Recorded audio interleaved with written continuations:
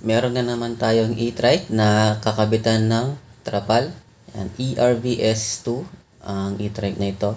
At dito po sa Minalin, Pampanga.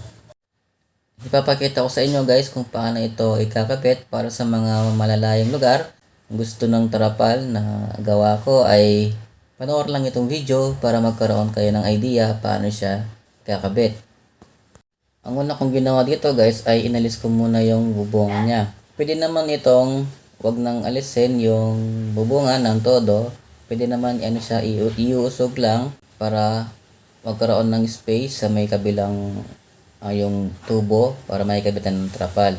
Ako dito inalis ko ng todo. Meron kasi niyang wire sa likod yung sa kailangan mong dukutin yan sa loob ng compartment para matanggal.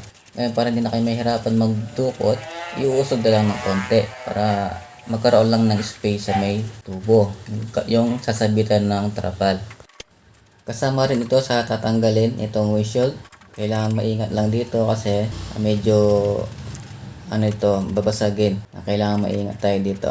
Hindi mo na kailangan tanggalin din ng todo ito kasi meron din itong wire para sa side mirror. Ang ginawa ko dito ay isinandal ko na lang sa upuan para hindi na kailangan hugutin pa yung wire at tanggalin. Gumamit ako dito guys ng clamp para pansamantala ay maisabit natin itong trapal. At makita natin kung paano siya ilalapat ng maayos. Inano ko naman sa may bandang harapan. Para mailapat. Tapos yung sa may bungan. Guys, maganda yung may clamp kayo para hindi kayo mahirapan magkabit. Tapos hanggang sa likod, importante po yung kailangan ilapat muna para hindi magkamali sa pagkakabit. Kasi kapag nagkamali ka dyan, hindi siya nakalapat, kakalasin ulit yan guys. At sa pagkakabit naman, ang ginamit ko dito ay cable tie. Naglagay lang ako ng butas na maliit. Tapos pinasok yung cable tie. Maliit lang ng butas, yung saktong-sakto lang yung cable tie. Dati kasi screw yung ginagamit ko dito. Pero kasi yun guys medyo delikado rin kasi kapag nagkamali ka, matutusok yung trapal, mabubutas. At mas madali itong cable tie. Para hindi siya dumulas, nilagyan ko ng Bulkasil, pandikit.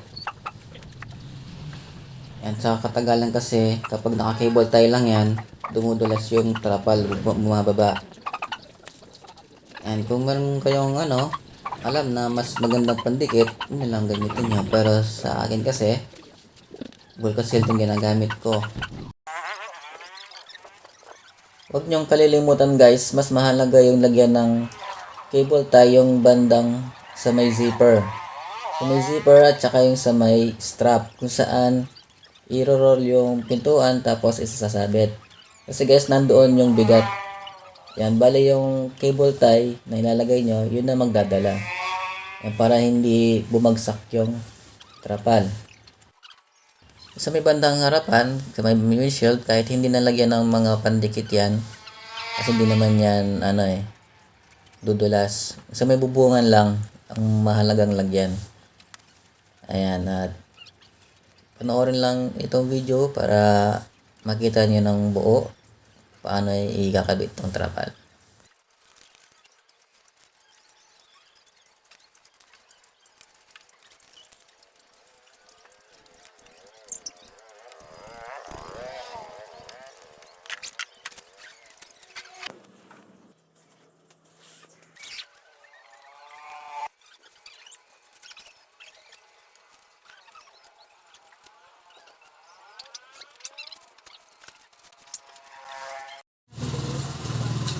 Pwede dito ba ito?